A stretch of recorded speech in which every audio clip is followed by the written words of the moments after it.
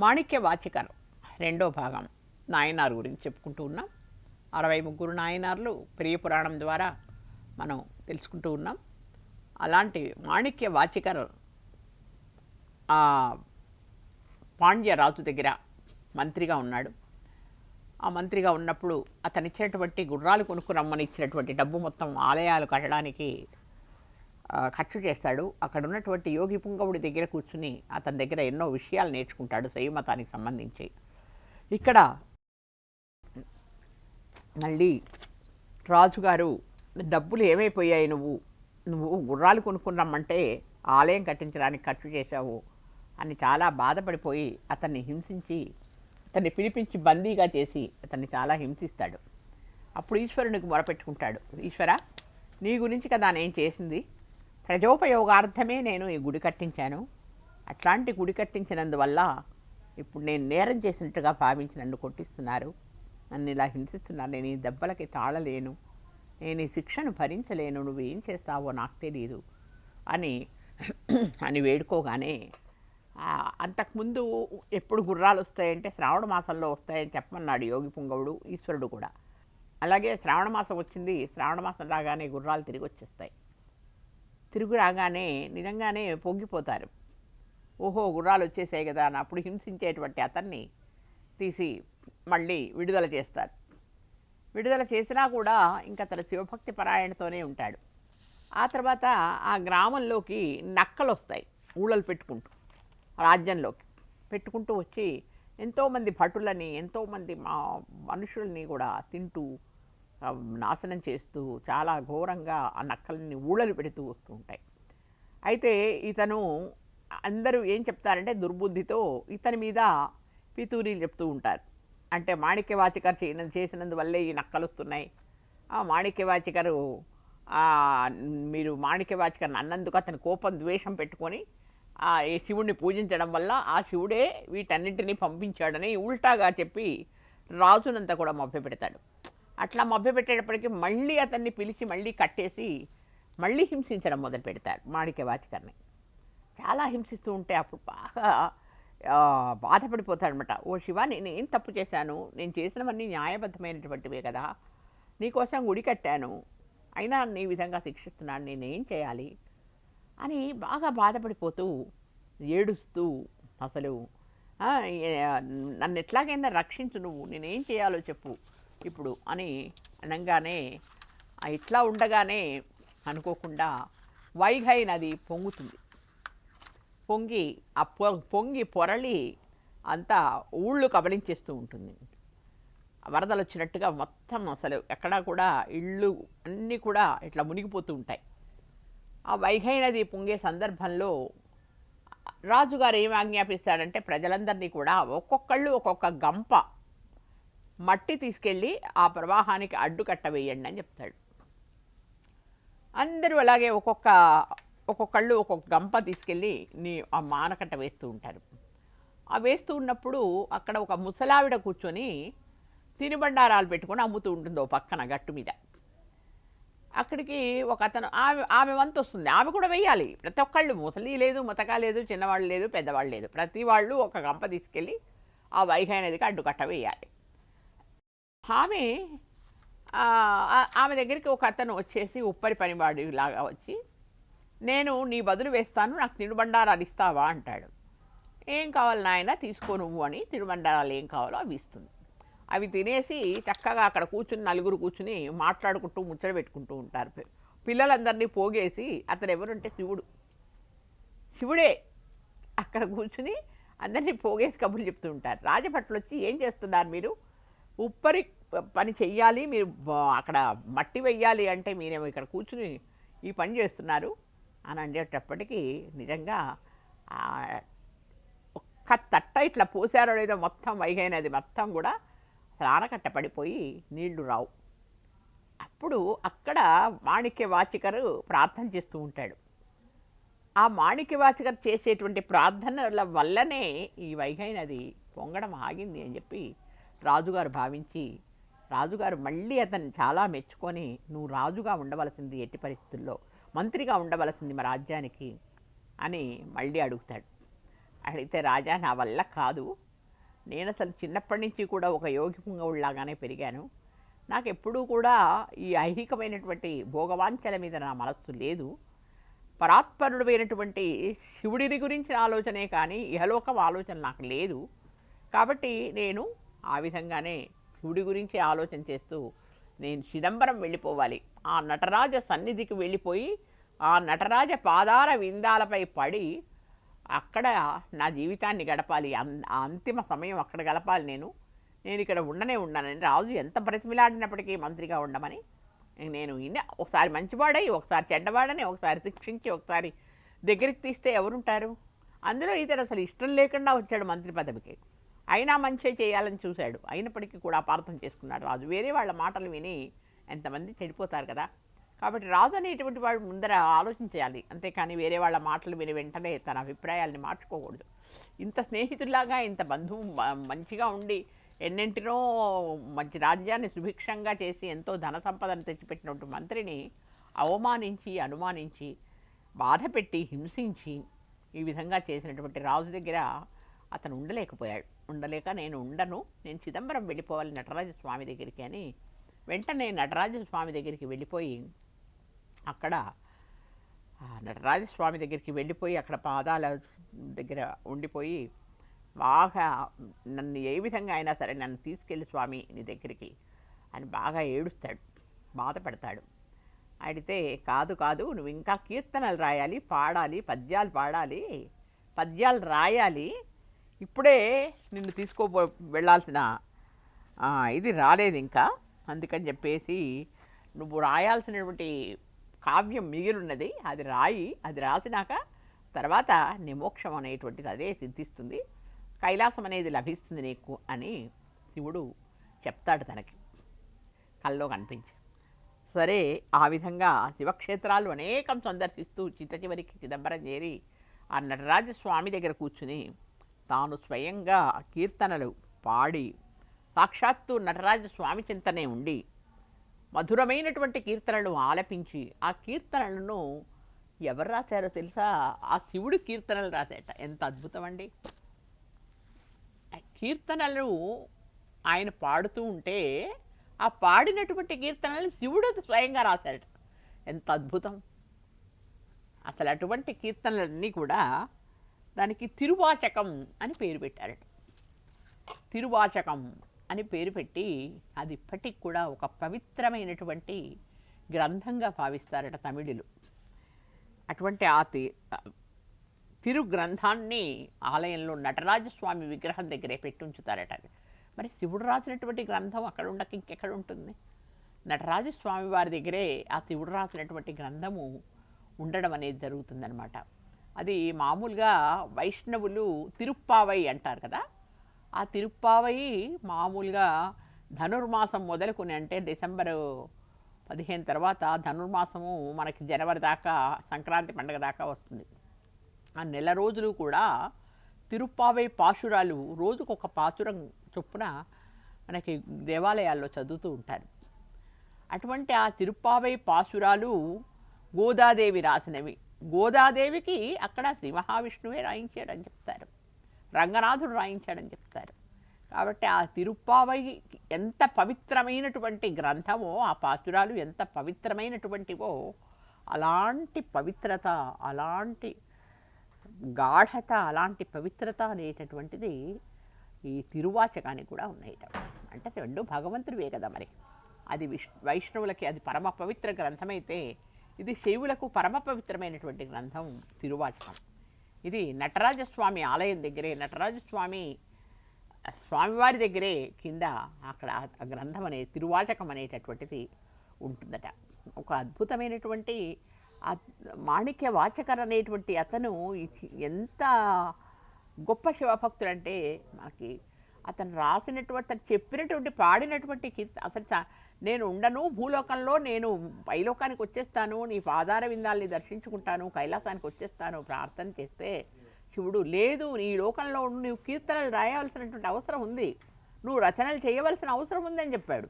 కానీ ఆ రచనలు చేస్తే ఆ రచనల్ని శివుడు రాశాడట. అతను రాస్తే ఎంత అద్భుతమైనటువంటి ఒక ఆ సంఘటన మరి మళ్ళీ మళ్ళీ మనం చెప్పుకోవాల్సినటువంటి అవసరం కూడా ఉంది. కాబట్టి అట్లా శివుడు రాసినటువంటిది తిరువాచకం అనేటువంటిది ఈనాటికి ఒక ఆలయ దీక్షితులందరూ కూడా మాణిక్య వాచకర్ దగ్గరికి వచ్చేసి చాలా పొగిడి అతన్ని ఆ తిరువాచకం అని అందించినందుకు గాను అతడు ఎంతో పుణ్యప్రదుడుగా భావించారనమాట అందరూ కూడా.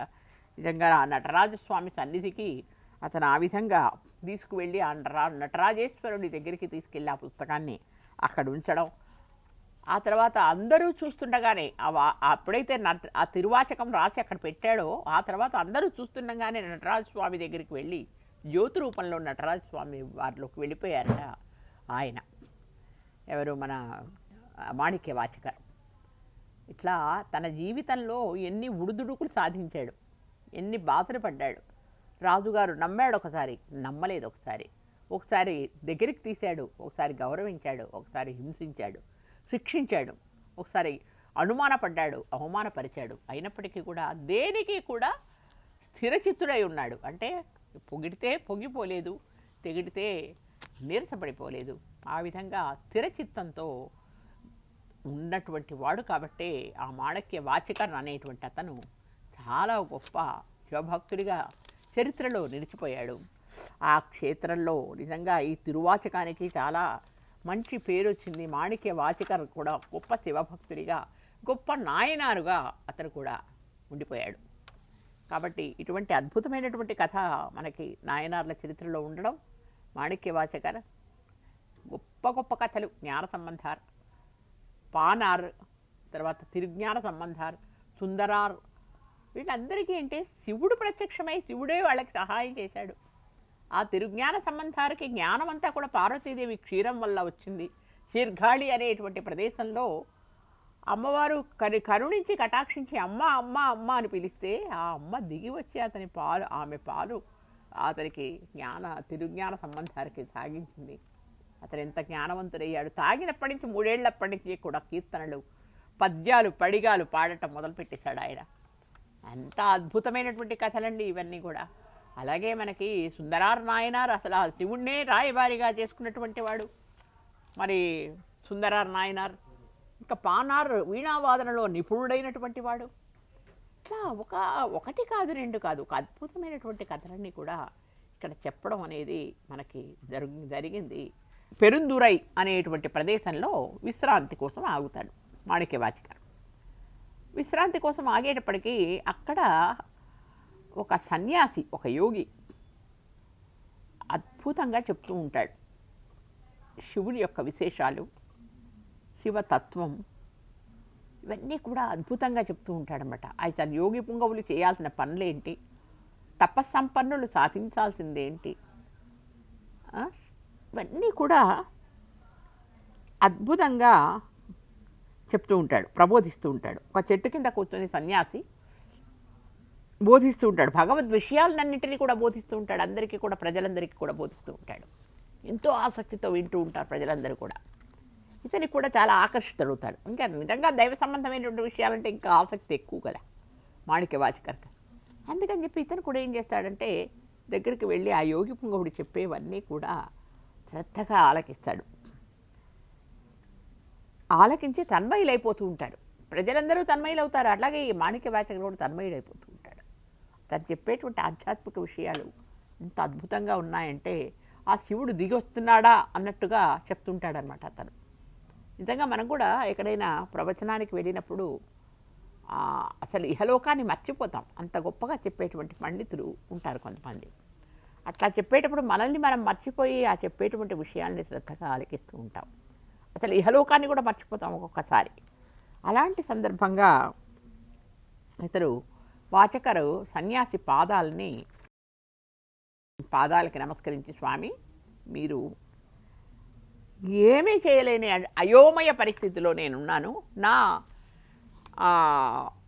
సమస్యని మీరే గట్టెక్కించాలి అన్నాడు. శివుడికి మొరపెట్టుకుంటున్నాడు ఒక పక్క స్వామికి కూడా సాష్టాంగ ప్రణామం చేసి, నేను చాలా సమస్యలతో ఉన్నాను, ఇప్పుడు ఏం చేయాలో అర్థం కావడం లేదు, నాకు ఇష్టం లేని పని రాజుగారు అప్పచెప్పారు.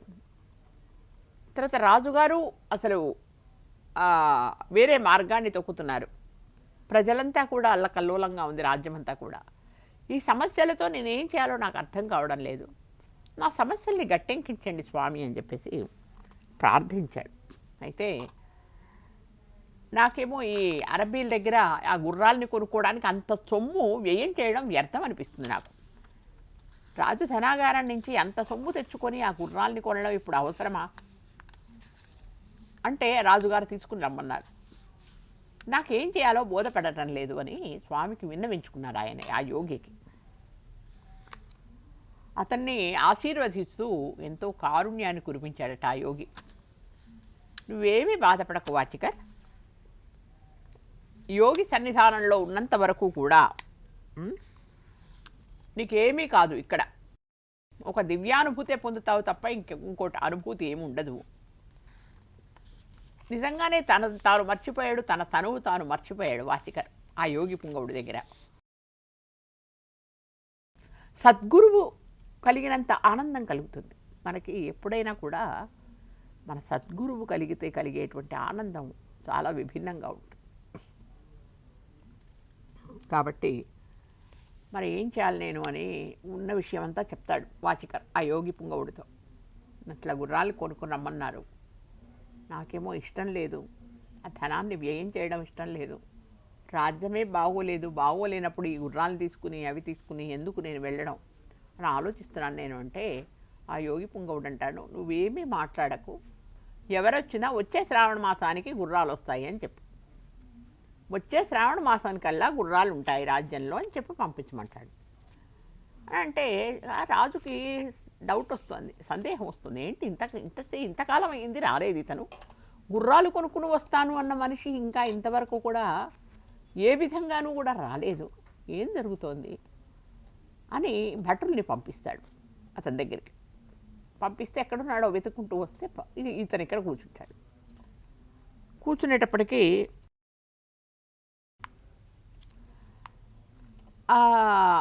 అతని గురువుగారు చెప్పేటువంటి శివైక్య బోధనల వల్ల అతడు పరవశించిపోయి అదే లోకంగా ఉంటున్నాడు అనమాట. ఇంకో విషయాలు ఏం పట్టట్లేదు. అదొకటి మాత్రం అడిగాడు, నేను గుర్రాలు కొనాలంటే నాకు ఇష్టం లేదు, వ్యయం చేయడం ఇష్టం లేదు ఈ సందర్భంలో. అంటే ఏమీ మాట్లాడకు, ఎవరొచ్చి చెప్పినా రాజుగారు అడిగినా వచ్చే శ్రావణ మాసానికి గుర్రాలు ఉంటాయని చెప్పి ఒకటే మాట చెప్పంతే అని చెప్తాడు యోగి పుంగవుడు. సరే అనుకుంటాడు. ఇక ఆ శివైక్య బోధనలో మునిగిపోతాడు అతను. అప్పుడు వెంటనే కవితాధార శక్తితో అతను ఆత్మసాక్షాత్కారం పొందాను నిజంగా నేను అని చెప్పేసి ఆ యోగి పుంగవుని యొక్క బోధనలకి అతడు పరవశించిపోయి, నాకు నిజంగా శివుడు అంటే ఎక్కడో లేడు, మీలోనే శివుడు కనిపిస్తున్నాడు నాకని చాలా పొంగిపోయి అట్లా అతనితో బాగా అతని బోధనలకి ఆకర్షితులైపోయి అతనికి లొంగిపోతూ ఉంటాడు. ఏదైనా సరే ఓ లయకారుడి ఆ శివుడిలో నన్ను ఐక్యం చేసేటట్టుగా చెయ్యండి అని చెప్పేసి ఆ యోగి పుంగవుడితో కూడా చేస్తూ ఉంటాడు. అట్లాగే నీవు శ్లోకాలతో స్వామిని ప్రార్థించు, నీవు స్వయంగా రాసినటువంటి శ్లోకాలతో నువ్వు స్వామిని ప్రార్థించు, అప్పుడు నీ స్వామిని మొరని ఆలకిస్తాడు అని చెప్పేసి అంటాడు యోగి పుంగవుడు కూడా.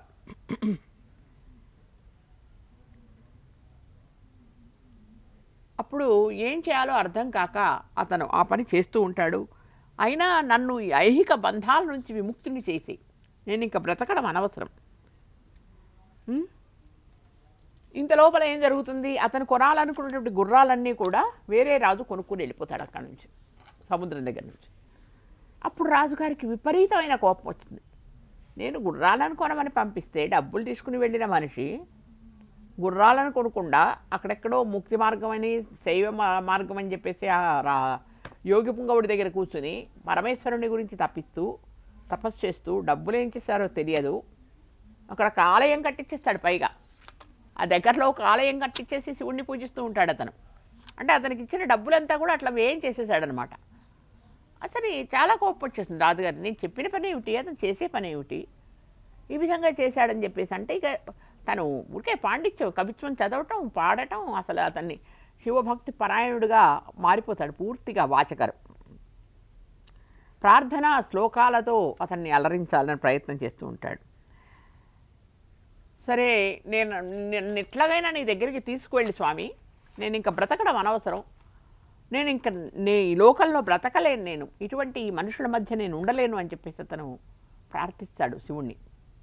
ప్రార్థిస్తే ఆకాశం నుంచి వినిపిస్తుంది, నీకు అప్పుడే రాదు, ఇంకా నువ్వు చేయాల్సినటువంటి కార్యక్రమాలు చాలా ఉన్నాయి, నువ్వు ఇంకా చాలా కవిత్వం రాయాలి, నువ్వు ఇంకా భూలోకంలో చేసేటువంటి ప్రయత్నాలు చాలా ఉన్నాయి, కాబట్టి ఆ ప్రయత్నాలన్నీ కూడా నువ్వు చేయవలసింది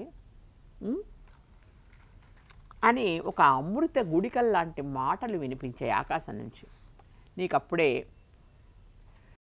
నీకప్పుడే మరణం అనేటువంటిది, నీకప్పుడే శివైక్యం అనేటువంటిది జరగని పని అని మాటలు వినిపించేసరికి ఇంకా నువ్వు చేయవలసిన కార్యం భూలోకంలో ఉంది, అందుకని నువ్వు అక్కడ ఉండవలసిందే అని మాటలు వినిపించాయి ఆకాశం నుంచి. అతను నిజంగా పరవశుడైపోయి, ఓహో ఇంకా ఏముందో కదా, ఇంకా నేను అనుభవించాల్సిన పాపం కానీ పుణ్యం కానీ ఇంకేముందో కదా భూమి మీద అనుకుంటాడు వాచికర్. అరే అలా అనుకున్నప్పుడు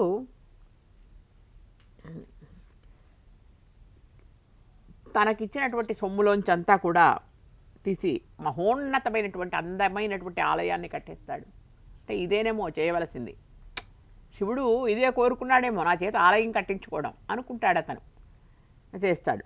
ఇలా కొంతకాలం గడిపోయిన తర్వాత కొంతమంది ఇదే సమయం అనుకొని భటులు కొంతమంది వచ్చి ఎక్కిస్తారు రాజుకు బాగా.